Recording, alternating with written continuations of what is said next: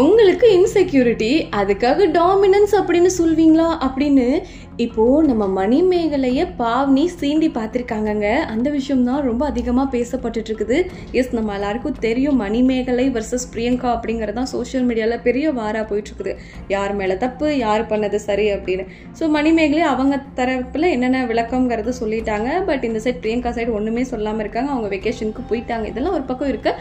மணிமேகலைக்கு தான் எக்கச்சக்கமான ஆதரவுகள்லாம் வந்துட்டு இருக்கு. நிறைய பேர் மணிமேகலைக்கு தான் சப்போர்ட் பண்றாங்க. நிறைய செலிபிரிட்டிஸ் ஆகட்டும், ஏன் குக் வித் கோமாளில் இருக்கிறவங்களே கூட இன்டெரக்டா மணிமேகலைக்கு சப்போர்ட் பண்றாங்க. அந்த அவங்க போட்ட போஸ்ட்டுக்கு லைக் இல்லை கமெண்ட் பண்றது அது மூலமா. ஸோ இப்போதான் வரிசையா நம்ம பிரியங்காக்கு ஆதரவுகள்லாம் குவிய ஆரம்பிச்சிருக்கு அப்படின்னு கூட சொல்லலாம். யாருன்னு பார்த்தீங்கன்னா ஃபர்ஸ்ட் நம்ம சூப்பர் சிங்கர் பூஜா பார்த்தீங்கன்னா அவங்களோட சப்போர்ட் தெரிவிச்சிருந்தாங்க. இப்போ பார்த்தீங்கன்னா நம்ம பாவ்னி இருக்காங்க இல்லையா, அவங்க வந்து சப்போர்ட் பண்ணியிருக்காங்க. ஐ ஸ்டாண்ட் வித் பிரியங்கா அப்படின்னு சொல்லிட்டு நெத்தி போட்டில் அடிச்ச மாதிரி சொல்லி, இங்கே பாருங்க உங்களுக்கு இன்செக்யூரிட்டி, ஆனால் அது டாமினன்ஸ் அப்படின்ற பேரில் ஏங்க இப்படி சொல்றீங்க அப்படின்ற மாதிரி சொல்லியிருக்காங்க. அதே மாதிரி நிச்சயமா உண்மை வெளியே வரத்தான் போகுது அப்படின்னு சொல்லியிருக்காங்க.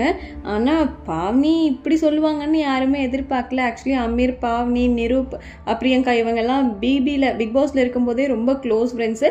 ஸோ என்னடா பாவ்னிலாம் இன்னும் குரல் கொடுக்காம இருக்காங்களே அப்படின்னு பார்த்த சமயத்தில் பூஜா போஸ்ட் போட்டதை தொடர்ந்து இப்போ நம்ம பாவ்னியும் போஸ்ட் போட்டிருக்காங்க. ஸோ நீங்கள் சொல்லுங்கள் யார் மேலே தப்புன்னு.